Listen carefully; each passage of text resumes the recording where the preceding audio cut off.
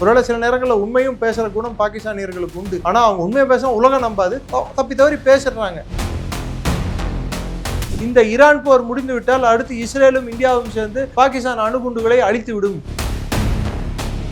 ஏன்னா பாகிஸ்தான் ராணுவம் சண்டை போடுறது இல்லை, அவங்க அவுட் சோர்ஸ் பண்ணிட்டாங்க சண்டையை லஷ்கர் தொய்பாக்கும் ஜெய்ஷே முகமதுக்கும். தாலிபான் பொறுத்த வரைக்கும் பாகிஸ்தானை முழுமையா நம்ப முடியாது என்பது அவங்களின் எண்ணமாக இருக்கிறது. Pakistan air defence is in shambles. அவங்களோட ஏர் டிஃபென்ஸ், அதாவது வான்வெளி பாதுகாப்பு அரண் என்பதே இன்று ஒரு கேள்விக்குறியாக உள்ளது. பேசு தமிழா பேசி நேயர்கள் அனைவருக்கும் வணக்கம். நான் உங்கள் சுதாகர். கடந்த பிப்ரவரி 27ஆம் தேதியிலிருந்து பாகிஸ்தான் மற்றும் ஆப்கானிஸ்தானுக்கு இடையே போர் நிலவிட்டு வருது. அதை பற்றி கலந்துரையாட இன்னைக்கு நம்ம கூட இருக்காரு சிறப்பு விருந்தினர், டிஃபென்ஸ் அனலிஸ்ட் டாக்டர் நிரஞ்சன் அவர்கள். வணக்கம் சார். வணக்கம், ஜெயஹிந்த். பிப்ரவரி 27ஆம் தேதி தொடங்கிய இந்த போர் இன்னைக்கு வரைக்கும் நீடிச்சிட்டு இருக்கு. இந்த போரின் பின்புலம் ஆப்கானிஸ்தான் கொரில்லா ஃபோர்ஸஸாக இருந்தவங்க இப்போ கன்வென்ஷனல் ஆர்மியாக சேஞ்ச் ஆகிட்டு இருக்காங்க. இதை பற்றின உங்களோட கருத்து என்ன சார்? இப்பயும் கொரில்லா அட்டாக் தானே பண்ணிட்டு இருக்காங்க, கன்வென்ஷனல் அட்டாக் என்ன பண்ணிட்டு இருக்காங்க அவங்க? அதாவது இதுக்கு முன்னாடி அவங்க கிட்ட ஆர்ம்ஸ் கம்மியாக இருந்தது, இப்போ ஆர்ம்ஸ் ட்ரோன்ஸ் இதெல்லாம் யூஸ் பண்ணுறாங்க. அது குறித்து ஆர்ம்ஸ் ட்ரோன்ஸ் யூஸ் பண்ணுறாங்கடான்னா, ட்ரோன் யூஸ் பண்ணுறதாலேயே கொரில்லா கன்வென்ஷனல் வார்ன்னு சொல்ல முடியாது. இது கன்வென்ஷனல் வார்ன்னா அவங்க என்ன, அவங்ககிட்ட டேங்க்ஸ் இருக்கா? இல்லை, இருக்குது. ஆனால் சோவியட் ஏரா டேங்க்ஸ் இருக்குது, ஒரு சோவியட் ஏரா ஜெட்ஸ் இருக்குது, ஒரு 23 ஜெட்டோ 28 ஜெட்டோ இருக்குது. அமெரிக்கா விட்டு போன 73 டிஃப்ரெண்ட் ஏர்கிராஃப்ட்ஸ் அண்ட் ஹெலிகாப்டர்ஸ் இருக்குது. 40,000 போர் வாகனங்கள் இருக்குது. 3 லட்சத்துக்கும் மேற்பட்ட துப்பாக்கிகள் எல்லாம் இருக்குது. அதெல்லாம் இருந்தால் ஓகே, பட் அதை சர்வீஸ் பண்ணோம்ல. பட் இங்கே பிரச்சனை என்னடான்னா, அது இல்லாமல் கூட தாலிபான் இந்த அரசு உருவாகும் போதே பாகிஸ்தான் செய்த தவறு என்னன்னா, தாலிபான் அங்கே இருக்க நார்தர்ன் அலையன்ஸை ஃபைட் பண்ணும்போதே இவங்க உள்ளே நுழைந்து, அத்துமீறி நுழைந்து ஆப்கானிஸ்தானோட எல்லை பகுதிகளை இவங்க பிடிக்க ஆரம்பிச்சாங்க. புதுசாக போஸ்ட்டுங்க கிரியேட் பண்ண ஆரம்பிச்சாங்க. தாலிபான் அரசு வந்தப்புறம் நீ உன்னோட பழைய இடத்துக்கு போன்னு சொல்லிட்டு பிரச்சனை ஸ்டார்ட் ஆச்சு. ரெண்டாவது காரணம், டிடிபி தேரிகே தாலிபான் பாகிஸ்தான் கிளை அமைப்பாக தான் தாலிபானுக்கு செயல்பட்டு இருக்கு. கிளை அமைப்பா ஏன் செயல்பட்டு இருக்குன்னா, துரந்து லைன்னு ஒரு லைன் இருக்கு. 1893 மார்டிமேர் துரந்தால கிழிக்கப்பட்ட அந்த கோடு தற்காலிகமான ஒரு கோடு தான். அதை யாருமே ஏத்துக்கல, ஆப்கானிஸ்தானே ஏத்துக்கல, இந்த சைடு இருக்கக்கூடிய கைபர் பக்துன்வா புஷ்தூன்களும் ஏத்துக்கல. தே வாண்ட் லார்ஜர் புஷ்துனிஸ்தான் தான் அவங்களோட குறிக்கோள். அந்த புஷ்துனிஸ்தான் அடையும் வரை இந்த போராட்டம் தொடரும் தான் அவங்களோட எண்ணமா இருக்கு. இன்னைக்கு பாகிஸ்தான் ராணுவம் பெஷாவரை விட்டு வெளியே ஆப்ரேட் பண்ணோம்னா முடியல, பன்னூல் ஆப்ரேட் பண்ண முடியல, பஜோரில் ஆப்ரேட் பண்ண முடியல, ஜம்ரூட்ல ஆப்ரேட் பண்ண முடியல, ஏன் பெஷாவர்லேயே ஆப்ரேட் பண்ண முடியல. ஸோ முழுமையாக பாகிஸ்தான் இராணுவத்தோட செயல்பாடுகள் ஸ்தம்பிக்கப்பட்டுள்ளன. ப்ளஸ் 2500 கிலோமீட்டர் அந்த எல்லை பரப்பு, ஆப்கானிஸ்தானுக்கும் பாகிஸ்தானுக்கும் இருக்கக்கூடிய எல்லை 2500 கிலோமீட்டர். ப்ளஸ் ஈரானோட இன்னொரு எல்லை 900 கிலோமீட்டர்ஸ். இப்போ ஈரானுக்கு எதிராக சவுதி அரேபியாவுக்கு போயிட்டு பாகிஸ்தான் ஏர் டிஃபென்ஸ் சிஸ்டம்ஸை கொடுக்க போகிறாங்க. அதாவது மெசைல்ஸை, ஷார்ட் ரேஞ்ச் மீடியம் ரேஞ்ச் மெசைல்ஸை கொடுக்க போகிறாங்க. ஸோ அந்த மெசைல்ஸை கொடுத்தாங்கடான்னா, அந்த மெசைல்ஸ் பேர் கூட நான் உங்களுக்கு சொல்கிறேன். LY-80, FM-90 and Anza series medium and short range missiles for air defence system சவுதிக்கு கொடுக்க போகிறாங்க. அது சவுதிக்கும் பாகிஸ்தானுக்கு இருக்கக்கூடிய டிஃபென்ஸ் பேக்ட். அதன்படி பாகிஸ்தான் ஒரு பிரச்சனையில் மூழ்கினால் சவுதி அவர்களுக்கு உதவி புரிய வேண்டும், சவுதி ஒரு பிரச்சனையில் மூழ்கினால் பாகிஸ்தான் உதவி புரிய வேண்டும். ஆனால் பாகிஸ்தான் ஆல்ரெடி பிரச்சனையில் இருக்குது, சவுதி என்ன உதவி செஞ்சாங்க? ஆனால் இன்னைக்கு அவங்களோட பொருளாதார சூழ்நிலை, தே ஹவ் பிகம் அ வேசல் ஸ்டேட்னு சொல்லிட்டு ख्वाजा ஆசிஃபே, அதாவது ஒரு சிற்றரசு மாதிரி எங்களை டீல் பண்ணுறாங்க, அடியாள் மாதிரி டீல் பண்ணுறாங்க அப்படின்னு சொல்லிட்டு சொல்கிறாங்க. அவங்க நாட்டோட பாதுகாப்பு அமைச்சரே சொல்லியிருக்கிறது. ஒரு டைமில் அவர் எங்களை டாய்லெட் பேப்பர் மாதிரி டீல் பண்ணிட்டு இருக்கு உலகமே அப்படின்னு சொல்லியிருக்காங்க. ஒருவேளை சில நேரங்களில் உண்மையும் பேசுகிற குணம் பாகிஸ்தானியர்களுக்கு உண்டு. ஆனால் அவங்க உண்மையை பேச உலகம் நம்பாது, தப்பி தவறி பேசுகிறாங்க. அது மாதிரி தான் இது, நாங்கள் டாய்லெட் பேப்பர் மாதிரி எங்களை டீல் பண்ணுறாங்கன்னு சொன்னது கூட.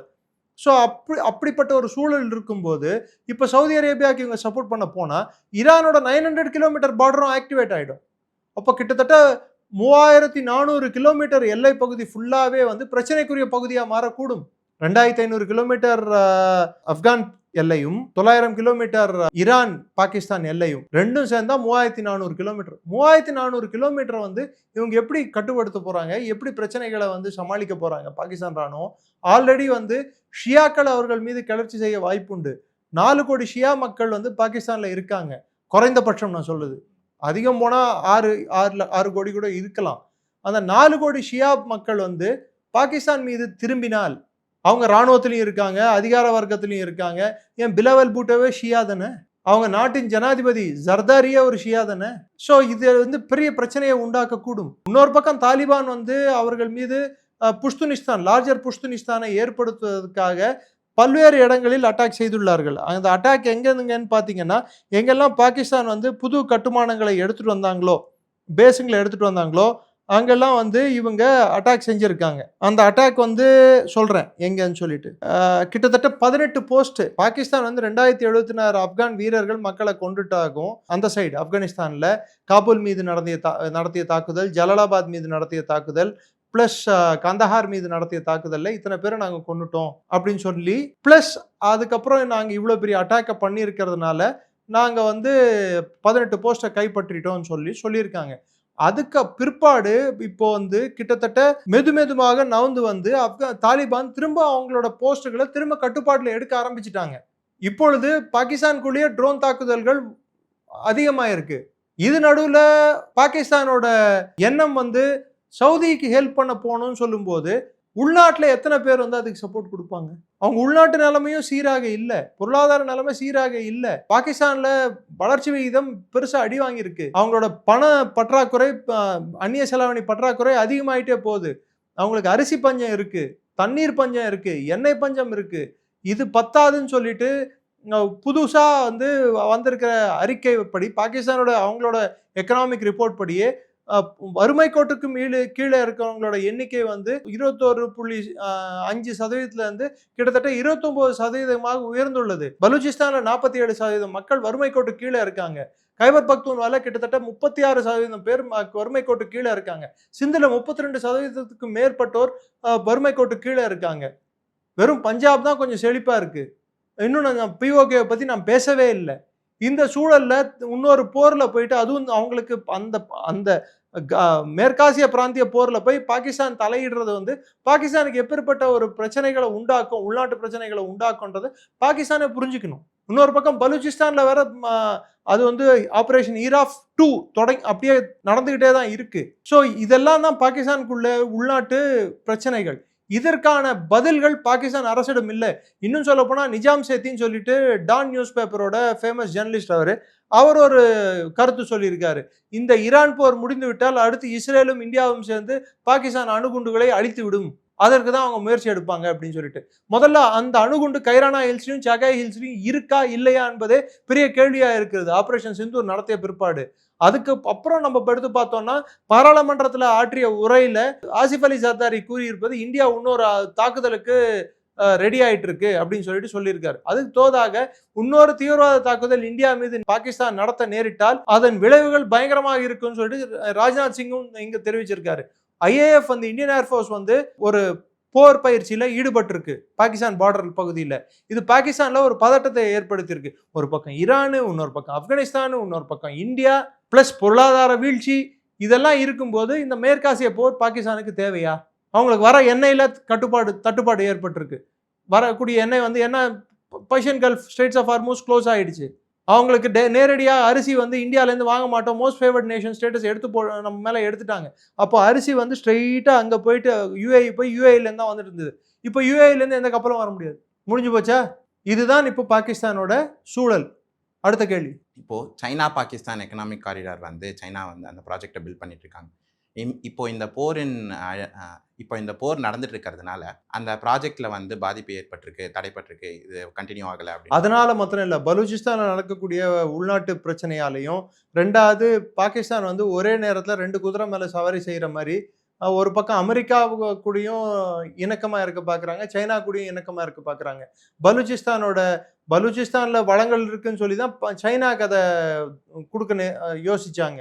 இப்போ அமெரிக்காவுக்கும் கொடுக்கலான்னு சொல்லி யோசிக்கும் போது அப்போ சைனா வந்து பின்வாங்க தானே செய்யும். உதாரணத்துக்கு கதார் போர்ட்டை விட்டு அவங்களோட வேலையாட்களை பின்வாங்கிட்டாங்க. பிளஸ் லஷ்கர் தொய்பா அமைப்பு வந்து சிங்ஜியாங் ப்ராவின்ஸில் ஒரு தீவிரவாத 4 குண்டுகள் வெடித்த விஷயத்தில் LET இன்வால்வ்டுன்னு சொல்லிட்டு தகவல்கள் தெரிவிக்கின்றன. எல்இடியோட இன்னொரு பேரே வந்து சர்க்காரி லஷ்கர்னு தான் சொல்லுவாங்க. அதாவது அரசாங்கத்தின் ஆர்மி, அதாவது ஒரு அன்அஃபிஷியல் ஆர்மி, அறிவிக்கப்படாத ஒரு போர்க்குழுன்னு தான் சொல்லுவாங்க பாகிஸ்தான் ராணுவத்துக்கு. ஏன்னா பாகிஸ்தான் ராணுவம் சண்டை போடுறது இல்ல. அவங்க அவுட் சோர்ஸ் பண்ணிட்டாங்க சண்டையே. லஷ்கர் தொய்பாக்கும், ஜெய்ஷே முகமதுக்கும், அர்கத்துல் ஜிஹாத் இஸ்லாமிக்கும், இது மாதிரி அமைப்புகளுக்கு வந்து அவங்க அவுட் சோர்ஸ் பண்ணிட்டாங்க. இப்போ அந்த அமைப்பு வந்து சிங்ஜியாங் ப்ராவின்ஸ்ல தலை தூக்கி இருக்கு.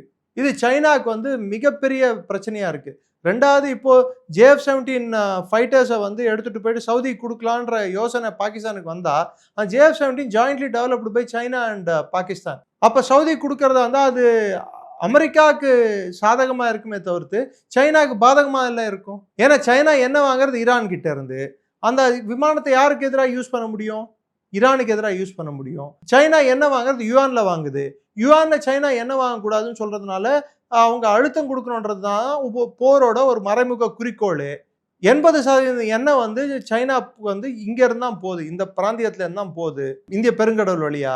அப்போ அதை எல்லாத்தையுமே வந்து அமெரிக்கா நிறுத்துதுன்னு சொல்ற பட்சத்துல அப்போ பாகிஸ்தான் யார் பக்கம் இருக்கு? சைனா பக்கமா, அமெரிக்கா பக்கமா, யார் பக்கம் இருக்கு? அவங்களுக்கே புரியல. இதுதான் பாகிஸ்தானோட இன்றைய நிலவரம். உள்நாட்டுல குழப்பம், வெளிநாட்டு கொள்கையிலையும் குழப்பம், பொருளாதாரத்திலையும் குழப்பம். மொத்தத்தில் பாகிஸ்தான் வந்து எத்தனை நாள் ஒன்றாக, அதாவது ஒரு நாடாக இருக்குன்றதே ஒரு குழப்பமான சூழ்நிலை நிலவுது. இப்போ பாகிஸ்தானுடைய டிஃபென்ஸ் மினிஸ்டர் ख्वाजा ஆசிஃப் அவர்கள் வந்து இந்த ஆப்கானிஸ்தான் போர் பின்னாடி வந்து இந்தியா இருக்கு. இந்தியா வந்து ஆப்கானிஸ்தான் வந்து இந்தியாவுக்கு ஒரு ப்ராக்ஸி அப்படின்ட்டு ஒரு ஸ்டேட்மெண்ட்டை வந்து சொல்றாரு. சரி, சரினா ஹோட்டலுக்கு போயிட்டு அன்னைக்கு ஃபயஸ் அமீத் DGISI தானே போய் டீ குடிச்சாரு. இந்தியாவோட நேஷனல் செக்யூரிட்டி அட்வைசரோ இல்லை அன்னைக்கு இருந்த ராச்சீஃபோ போய் டீ குடிச்சாங்க. யார் வந்து இந்த சோ கால்டு இந்த பாகிஸ்தான் வந்து இவங்களுக்கு தாலிபான் வந்து எங்களோட பிள்ளைகள், நாங்கள் வளர்த்தவர்கள், நாங்கள் ட்ரெயின் செய்தவர்கள் யார் தோள் தட்டிக்கிட்டது? ஆட்சி மாற்றம் நடந்தப்போ ஆப்கானிஸ்தான்ல யார் சார் தோள் தட்டிக்கிட்டது? பதில் சொல்லுங்க. பாகிஸ்தான். பின்ன இப்போ வந்து ஞானோதயம் பிறந்திருக்குன்னா இப்போ இந்தியாவுக்கு அவங்க சாதகமாக போயிருக்காங்கன்னு சொன்னா, ஆமா அவங்க சைனா கூட தான் சாதகமா இருக்காங்க, ரஷ்யா கூட தான் சாதகமா இருக்காங்க, இந்தியா கூட தான் சாதகமா இருப்பாங்க. அவங்களோட வளர்ச்சி அவங்க பார்ப்பாங்க. பாகிஸ்தான் வந்து அவர்களுக்கு தேவைக்கு ஏற்றவாறு அவங்க வந்து ஆப்கானிஸ்தான் இவங்களோட அடிவரடி, இன்னும் சொல்ல போனா ஒரு அடிமை நாடுன்னு சொல்லிட்டு ஆப்கானிஸ்தான் இருக்க வேண்டும் என்ற பாகிஸ்தானோட எண்ணம் நடக்கலைன்னு சொன்ன உடனே அவங்க இந்தியாவோட கையாளுன்னு சொல்லிட்டாங்க. ஆப்கானிஸ்தானோட தாலிபான் வந்து 1996 2001 வரைக்கும் ஆட்சியில் இருந்தது. அப்போ அவங்க கற்றுக்கிட்ட பாடங்கள் அதிகம். அன்னைக்கு யார் வந்து ஆட்சியில் வரத்துக்கு காரணமாக இருந்தாங்களோ அவங்களே வந்து அவங்க முதுகில் குத்துனாங்க. அது காரணங்கள் வெவ்வேறு காரணங்களாக இருக்கலாம். தாலிபான் பொறுத்த வரைக்கும் பாகிஸ்தானை முழுமையாக நம்ப முடியாது என்பது அவங்களின் எண்ணமாக இருக்கிறது. அதனால தான் இன்னைக்கு தாலிபான் பண்ணுற அட்டாக்கு டர்க்கி கிட்ட போயிட்டு முறையிடுறாங்க, கத்தார் கிட்ட போய் முறையிடுறாங்க, எப்படியாவது என்னை காப்பாத்துன்னு சொல்லிட்டு. இன்னைக்கு கத்தாரே தங்களை தாங்களே காப்பாத்திக்கிற சூழ்நிலையில இருக்கா? இல்ல. பின்ன இப்போ வந்து பாகிஸ்தான் இந்த போர்ல வந்து ஏர் சுப்பீரியாரிட்டி இருக்கு அப்படின்னு சொல்றாங்க. என்ன போர்ல இந்த பாகிஸ்தான் ஆப்கானிஸ்தான் போர் படி பாகிஸ்தான் கிட்ட JF-17 இருக்கு, அவங்களோட ஏர் கிராஃப்ட்லாம் வந்து இருக்கு. ஆனால் தாலிபான்கள் கிட்ட ஏர் சுப்பீரியாரிட்டி இல்லை, அவங்க ரொம்ப இன்ஃபீரியராக இருக்காங்க. இந்த மாதிரி சமயத்தில் வந்து தாலிபான் வந்து பாகிஸ்தானை சமாளிக்க முடியும்னு நினைக்கிறீங்களா? ஏர் சுப்பீரியாரிட்டி என்பது அவங்க போட்ட குண்டுகள் வந்து துல்லியமாக தாக்கியிருக்கானா? இல்லை. அதே சமயத்தில் தாலிபான் வந்து அதோட கம்மியான வெப்பன்ஸை வச்சு, அதாவது சீப்பான வெப்பன்ஸ் ட்ரோன்களை வச்சு அவங்களால அபோட்டாபாடை தாக்க முடியுது. காக்குல் அகாடமி கிட்ட வரைக்கும் குண்டு போட முடியுது. ட்ரோன் வச்சு அடிக்க முடியுது. பிரைம் மினிஸ்டரோட வீட்டுக்கு 5 கிலோமீட்டர் தொலைவில் வரை அடிக்க முடியுது. ராவல்பிண்டி அடிக்க முடியுது, ஜம்ருட் அடிக்க முடியுது, பெஷாவரை அடிக்க முடியுது, கொட்டாவை அடிக்க முடியுது. இது மாதிரி பல்வேறு நகரங்களை அவங்களால தாக்க முடியுதுன்னா அப்போ யாருக்கு சுப்பீரியாரிட்டி இருக்கு? ஆப்கானிஸ்தான். பின்ன ஆனால் டெக்னிக்கல் வைஸ், அதாவது அவங்களோட ஏர்கிராஃப்ட் எல்லாமே அட்வான்ஸ்டாக இருக்கு இல்லையா சார்? சார், அட்வான்ஸ் ஏர்கிராஃப்ட் இருந்தால் பார்த்தாது, அதில் இருக்கிற அம்யூனிஷன் அட்வான்ஸ்டாக இருக்கணும். அதில் இருக்கக்கூடிய அவங்க வீசக்கூடிய குண்டுகள் வந்து அட்வான்ஸ்டாக இருக்கணும். அட்வான்ஸ்டு வெப்பனரி தான் அவங்களும் யூஸ் பண்ணாங்க. ராக்கெட்டுங்க, PL-15 ராக்கெட்ஸு சைனாலேருந்து, அந்த சைட்லேருந்து இந்த சைடு அப்படியே நம்ம வந்து ஜாம் பண்ணி அந்த ராக்கெட்டையே அப்படியே கையில் எடுத்துக்கிட்டோம். ஆப்ரேஷன் சிந்தூரில் பாகிஸ்தானோட அட்வான்ஸ்மெண்ட் எல்லாரும் பார்த்தோம். HQ-9 HQ-12 எல்லாம் என்ன பண்ணிச்சுன்னு சொல்லிட்டு. So this cock and bull story does not hold good. விலை குறைந்த ட்ரோன்ஸ், சூசைடல் ட்ரோன்ஸ் வந்து ஆப்கானிஸ்தான் யூஸ் பண்ணுறாங்க. இதையாவது வந்து HQ-9 வந்து தகர்த்திருக்குமா? ஏன்னா வந்து சைனா தகர்த்திருந்தா பிரதமர் அலுவலகம் வரைக்கும் அது வந்து எப்படி பிரதமரோட வீட்டுக்கு நெருங்குற அளவுக்கு இதை அப்படி தாக்கியிருக்கும். கொட்டாவை எப்படி தாக்கியிருக்கும்? Pakistan air defence is in shambles. அவங்களோட ஏர் டிஃபென்ஸ், அதாவது வான்வெளி பாதுகாப்பு அரண் என்பதே இன்று ஒரு கேள்விக்குறியாக உள்ளது. ஆனால் வந்து அந்த HQ9 கொடுத்த சைனா வந்து இந்த கிளைம்ஸ் எதுவுமே வந்து நாங்கள் அக்செப்ட் பண்ண மாட்டோம். அவங்க எப்படி ஆக்செப்ட் பண்ணுவாங்க? மற்றவங்க வாங்குறவன் இப்போ ஈரான் என்னாச்சு? சைனா தானே வாங்கியிருந்தாங்க, அதுவும் தூங்கிட்டு தானே இருந்தது இஸ்ரேல் வந்து அட்டாக் பண்ணும்போது. So point is proven. இது வரைக்கும் பாகிஸ்தான் மற்றும் ஆப்கானிஸ்தான் இடையே நடந்த போரோட நிறைய இன்ஃபர்மேஷன்கள் டாக்டர் நிரஞ்சன் அவர்கள் நமக்கு வந்து தெரிவிச்சிருந்தார். இதை தொடர்ந்து அடுத்த ஒரு பதிவில் உங்களை சந்திக்கிறேன். நன்றி, வணக்கம். நன்றி, ஜெயஹிந்த். உலக தமிழ் சொந்தங்களுக்கு வணக்கம். நான் ராஜவேல் நாகராஜன். பேசு தமிழா பேசு வலையொலியுடைய வளர்ச்சிக்கு நீங்களும் உறுதுணையாக இருக்கணும்னு நினச்சிங்கன்னா இந்த வீடியோடைய டிஸ்கிரிப்ஷனில் இருக்கக்கூடிய ரேசர் பே லிங்கை கிளிக் பண்ணுங்கள். அந்த லிங்க்கில் போயிட்டு உங்களுக்கு விருப்பமான தொகையை பேசு தமிழா பேசுவனுடைய வளர்ச்சிக்கு உங்களுடைய பங்களிப்பாக நீங்கள் கொடுக்கலாம். நன்றி, வணக்கம்.